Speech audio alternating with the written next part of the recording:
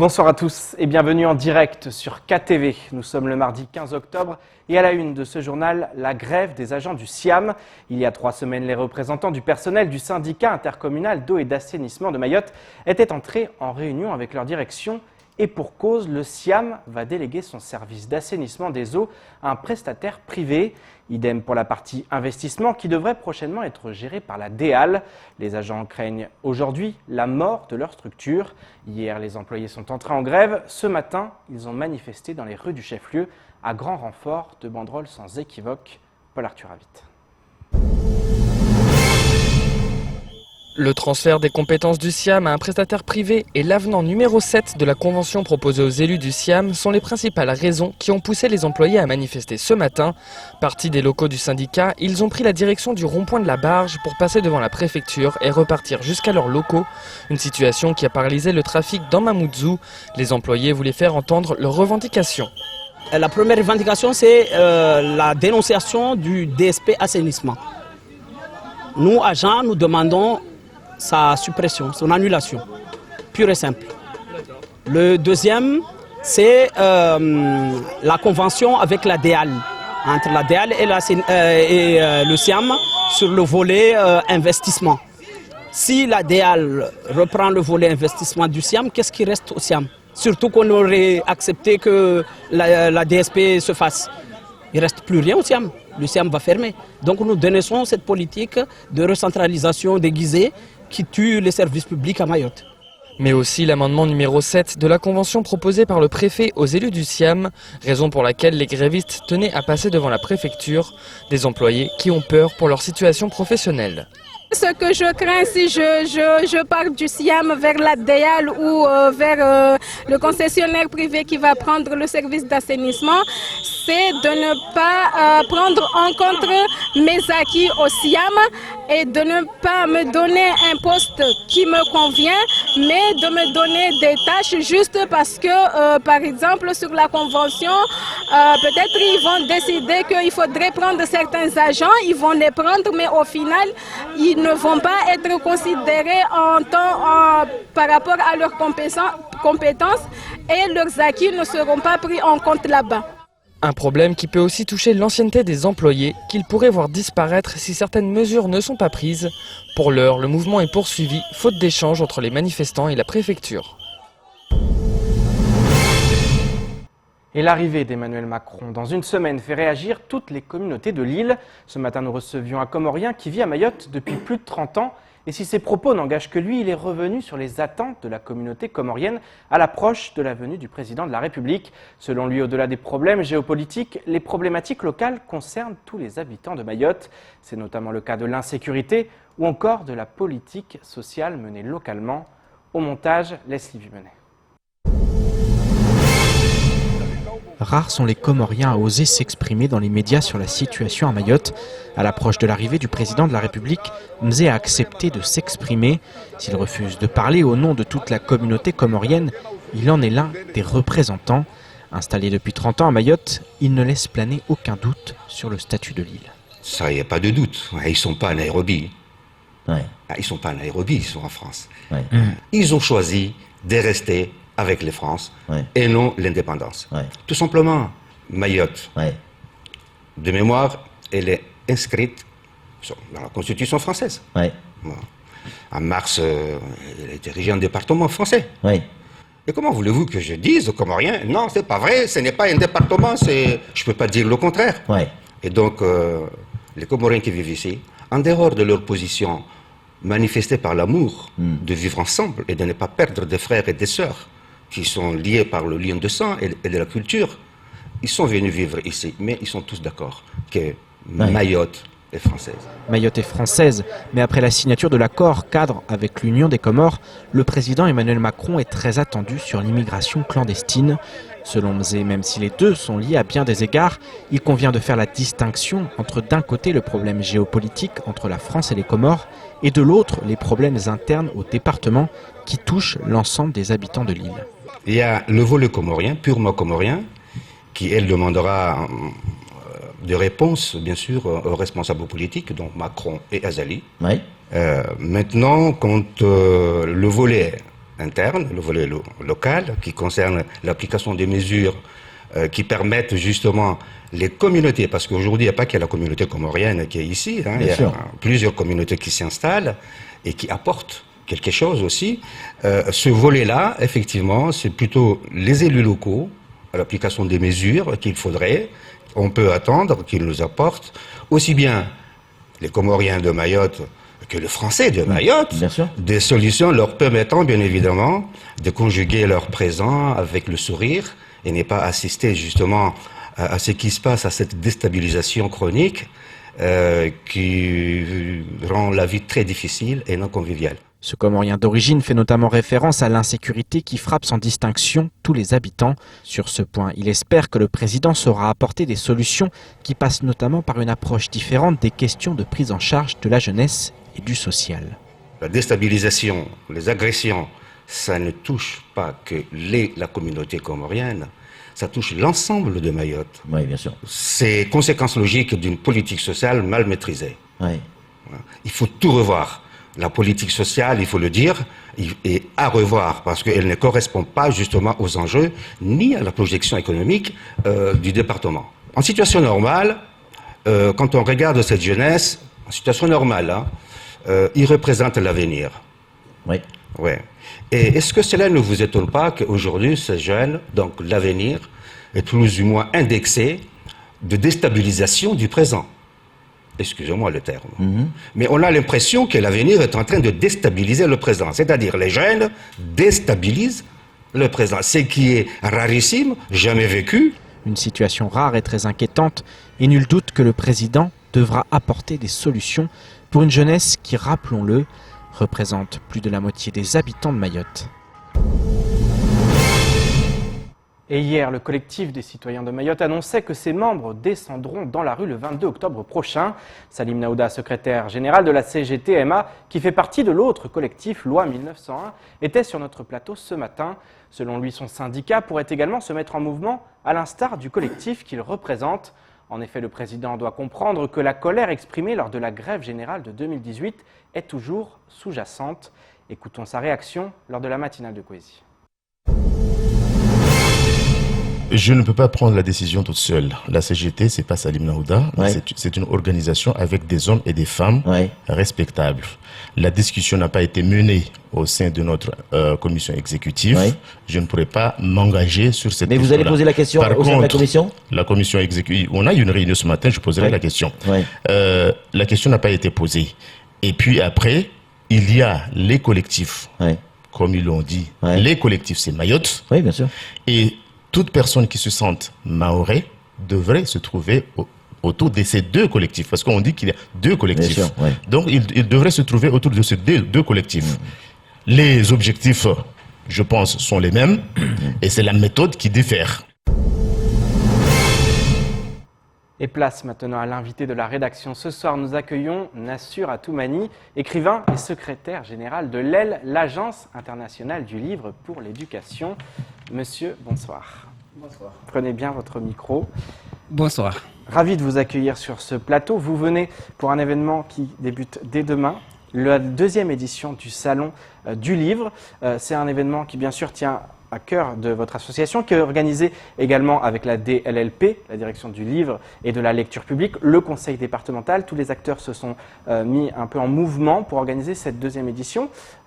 Parlons déjà du lieu. Vous avez choisi cette année la place de la République et non plus la bibliothèque départementale qui s'était révélée un petit peu trop étroite pour accueillir l'événement. Oui, pour la seule raison, c'est que la place de la République, c'est le carrefour numéro 1 de Mayotte.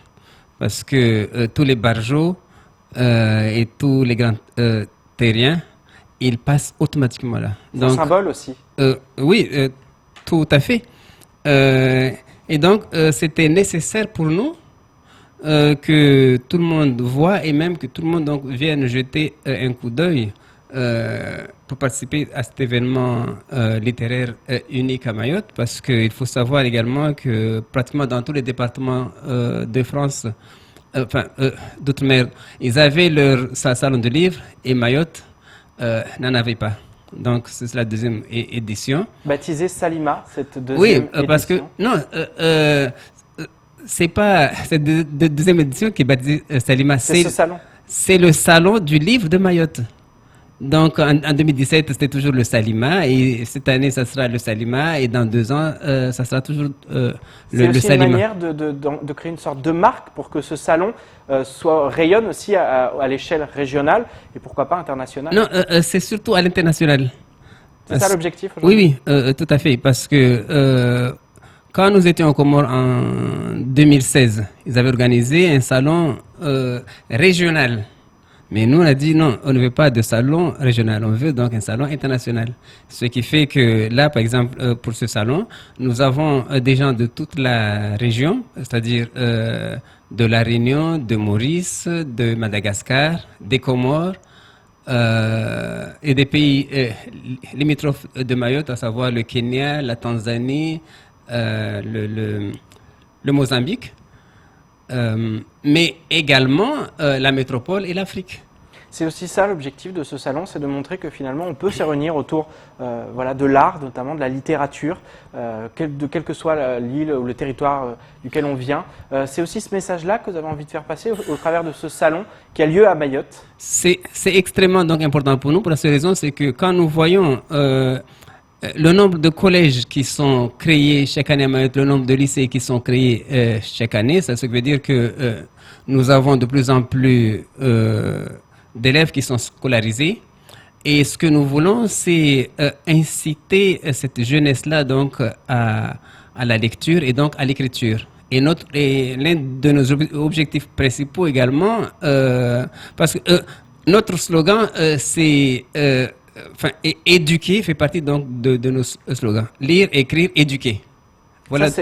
Ça rentre aussi dans l'actualité. On parle souvent d'une jeunesse désœuvrée, d'une jeunesse en errance, d'une jeunesse aussi qui peut être oisive, mais en l'occurrence, justement, cette oisiveté, elle peut être compensée par cette lecture.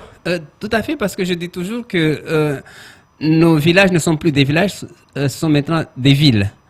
Et donc, nous avons besoin d'avoir de nouveaux écrivains, de nouveaux auteurs dans nos villes pour qu'ils parlent de nos problèmes. Parce que les problèmes de Mayotte, c'est d'abord les artistes qui peuvent en parler, qui peuvent mieux en parler et leurs voix sont plus audibles à l'extérieur que la voix des politiciens. Et le deuxième volet, c'est que nous souhaiterons que, comme ça se passe aux Antilles, comme ça se passe à La Réunion, que la littérature mahoraise soit inscrite dans le programme de l'enseignement à Mayotte.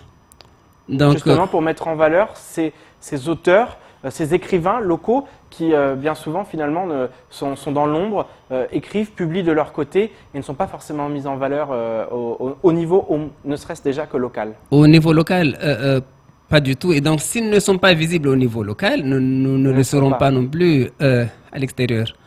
Et je demandais donc dernièrement au président, pour donner une image, je lui ai dit, qu'est-ce que le roi Louis Ier a fait en France? À quel moment a-t-il vécu? Et Henri II, personne ne se souvient donc de ces rois. Mais par contre, quand nous parlons de Molière, quand nous parlons de Voltaire, quand nous parlons de Victor Hugo, tout le monde a déjà lu une phrase ou bien un texte ou un extrait de ces gens-là. Ils peuvent donc te situer que Victor Hugo, il est né en 1802, puisqu'il a fait donc tout le siècle, il a dit ce siècle qui m'a vu naître. Donc tout le 19e siècle, ça c'était le siècle de Victor Hugo. Du début à la fin. Quelque part, les hommes partent, leurs écrits restent. C'est ça aussi? Oui, tout à fait, parce que comme on dit en français que les paroles s'envolent, les écrits restent. Mais seulement, notre salon du livre à Mayotte, il faut savoir donc que nous aurons à peu près donc une quarantaine d'écrivains. C'est plus que la première édition, ça aussi? Oui, tout à fait. Donc, nous aurons des écrivains, des éditeurs, des libraires. Et nous avons fait justement donc venir des écrivains comme par exemple Michel Cadence de Tsiango, Hélène Doyen d'Orphy, Chamanga, Zoarison de Dovol, Michel Rakutson, tous ces gens-là qui sont également des écrivains et des éditeurs, ce qui veut dire que l'habitant lambda qui habite à Mayotte et qui a écrit des nouvelles qui dorment dans son tiroir, c'est l'occasion de venir discuter avec ses éditeurs et de proposer, bon voilà, je ne sais pas, donc j'ai écrit ça, je ne sais pas ce que ça peut donner. Voilà. Et donc, c'est une chance. Venir sur cette édition parce qu'il y a des écrivains à Mayotte, il y a des auteurs, mais au niveau de l'édition, c'est plus complexe de se faire publier. Voilà, effectivement, il y a des personnes qui écrivent. Et justement, cette année, dans cette deuxième édition, vous avez voulu mettre l'accent sur cette édition. Comment ça va se traduire? Vous l'avez expliqué, par des rencontres. On va venir avec son texte et avec des éditeurs qui vont éventuellement prendre le texte. C'est ça, il faut mettre l'accent aujourd'hui là-dessus pour développer la lecture et l'écriture à Mayotte. Oui, tout à fait. Au niveau donc de l'écriture, appel et la DLP, les droits de la femme, toutes ces l'aile, nous avons mis donc nous essayons de mettre en place des ateliers d'écriture pour justement donc aider ceux qui veulent écrire et puis leur montrer donc quel chemin suivre. Parce que nous avons deux sortes d'éditions. Il y a ce qu'on appelle donc l'édition par l'auteur lui-même. L'autopublication quelque part. Voilà. C'est-à-dire j'ai écrit mon texte. Et je cherche quelqu'un, je paie cette personne-là pour qui transforme mon manuscrit ou mon publiscrit en livre. Et ça, c'est pas bon du tout, du tout, du tout. Parce qu'au niveau international, même au niveau national, ce n'est pas considéré comme une publication. Et nous, au niveau donc de l'aile et d'appel, nous luttons contre ça. C'est-à-dire le fait que certains font écrire leurs textes, ils ont les idées, ils les mettent, par exemple, leur histoire, leur biographie, mais ils le font écrire par quelqu'un d'autre qui va éventuellement le publier? Non. Ils ont fini d'écrire leur texte. Ensuite, par exemple, tu es un éditeur, mais un éditeur qui veut uniquement, ce qui l'intéresse, c'est uniquement donc, de l'argent, et est obligé donc de te payer. Une fois donc tu t'es payé, pour avoir les droits et vous les avez. Voilà, à la limite, le texte lui-même, il importe peu pour toi. Or, nous, ce que nous voulons, c'est nous voulons donc établir un vrai lectorat à Mayotte et une littérature mahoraise.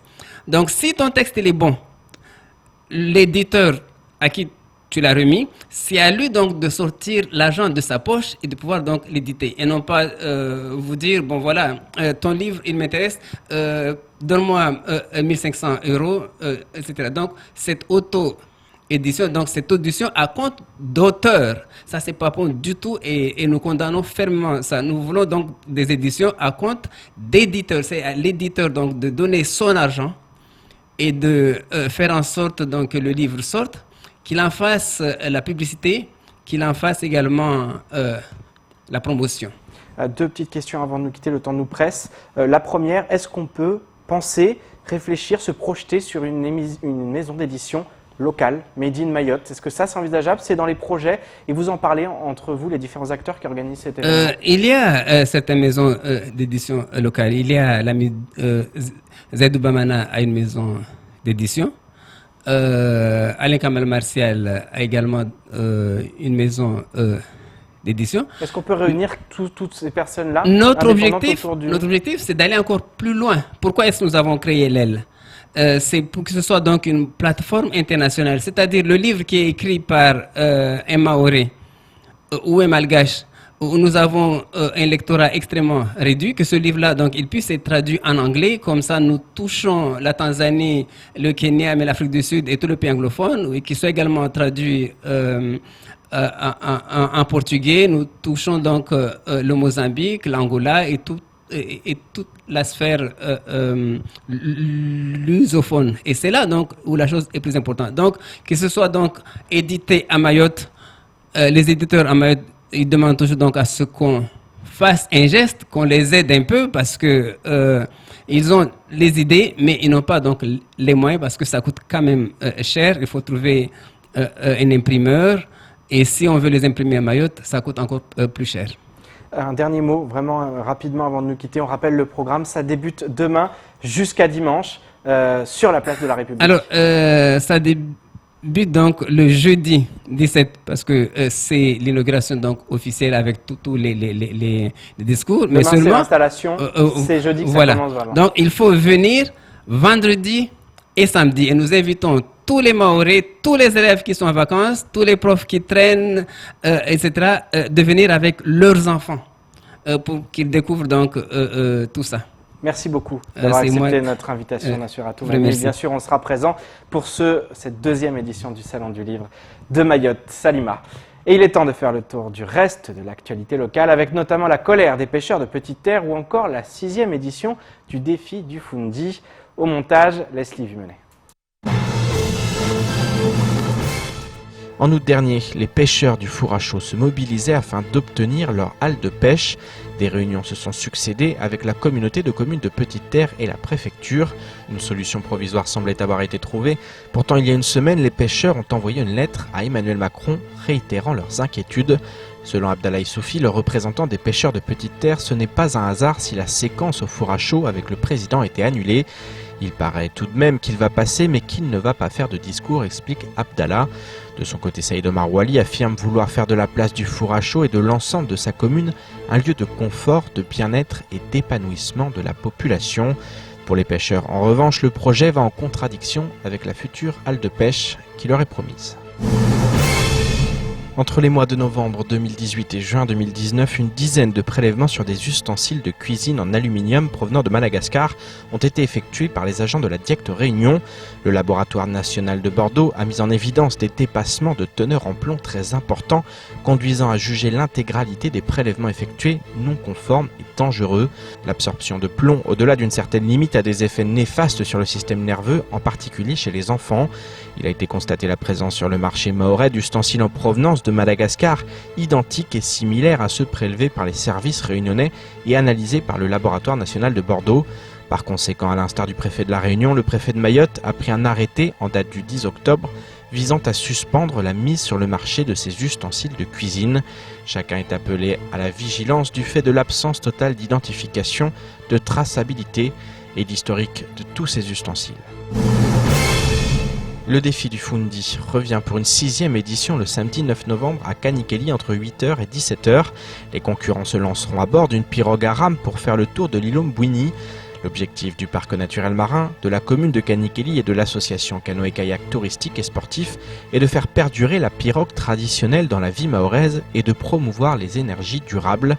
3 courses de pirogue seront organisées sur la journée, le défi des jeunes Foundi de 14 à 18 ans avec une inscription gratuite, le défi des Foundi adultes, inscription 20 € par pirogue, et le défi des Foundi entreprises avec une inscription fixée à 60 € par pirogue. À bord de pirogue à 2 places, les participants suivront une boucle de 3 km autour de l'îlot Mbouini. Tout au long du parcours, 3 bateaux professionnels veilleront à la sécurité des concurrents. Les pirogues, les collations de midi et le matériel de sécurité seront fournis par les organisateurs. 11 millions de fumeurs en France, 70 000 personnes qui perdent la vie chaque année à cause de la cigarette. Autant de chiffres alarmants qui révèlent un défi de santé publique majeur sur le territoire. Le gouvernement mène à ce titre une large campagne contre le tabagisme. Il déployait il y a 4 ans une opération de sevrage collectif, le mois sans tabac. Alors comment ce mouvement s'organise-t-il à Mayotte? Quelle préparation nécessite-t-il? Un sujet signé Marion Tellier. C'est un réel challenge pour ceux qui songent à sauter le pas. Dès novembre, le mois sans tabac fera son grand retour. Arrêter de fumer pendant 30 jours dans le cadre d'un grand mouvement collectif. Voilà une idée qui séduit de plus en plus de Français chaque année. Ils étaient 157 000 à s'être inscrits en 2017 et 84 000 de plus en 2018. Un engouement auquel Mayotte ne fait pas exception. C'est la 3e édition à Mayotte. Il y en a eu 37 personnes qui s'étaient inscrites pendant la première édition et 104 l'année dernière. Donc ce qui a fait une nette progression. On voit que la population est sensibilisée, Les partenaires sont sensibilisés, sont impliqués, vont à la rencontre et ça porte ses fruits. Une épreuve qui pour beaucoup nécessite une certaine préparation. Cette première journée d'opération est à cette occasion consacrée à la mise en place d'un village Moi sans tabac sur la place de la République. Des partenaires bénévoles sont alors chargés d'aller à la rencontre de la population pour informer, inciter et inscrire officiellement les futurs participants.